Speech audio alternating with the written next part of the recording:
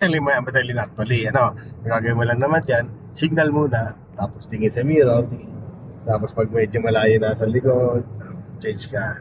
Pag medyo malapit, hintayin mo muna. Ayun lang. So pag-exit naman, ganun din. Kasi pag-exit mo, mag-change ka ng lane. Sa signal, one lane at a time. Galing ka na sa kabila, papunta ka sa kanan, at one lane at a time lang. Baga, Basta isa-isa isa-isa lang. Wag Diretsuhin talaga. Delikado kung ba, may blind, more on blind spot kasi yun eh. May blind spot yun. Unlike kasi pag one lane at a time lang, mas nalalalas mo yung blind spot. So, may iwasan mo pa magsabitan ka. Maintain mo lang yung nasa unahan, yan nasa unahan na yan. Tapos itong bus na to, kung pupunta sa dadaanan mo, kasi possible mag-cut ito eh.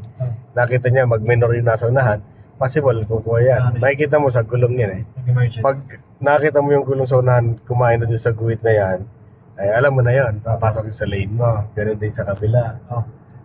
Yan lang mababantayan mo. Unahan, tagiliran, dito. Tapos mirror, pag tayo ay lalo na mag-judges sa'yo ng lane. So, ginagawa ko niyan, nakatingin ako dito, every 3 seconds, 5 seconds, nagpapato ako dito ng tingin. Isang segundo lang. Yan. 1, 2, 3, tingin dito, then balik. 1, 2, 3, tingin doon, then balik. Pabalik-balik lang para na-check ko yung galaw na sa likod, nagagalaw lang sa kaliwat kanan, sa unahan din.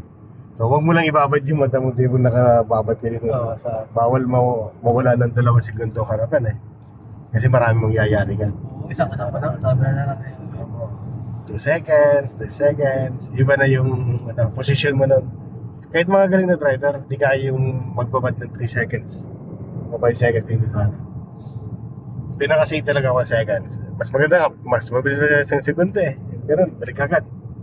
Mas maganda yun eh. Tapos tingin doon, balik agad. Gina. Parang silip ka lang talaga. Silip lang talaga, check mo.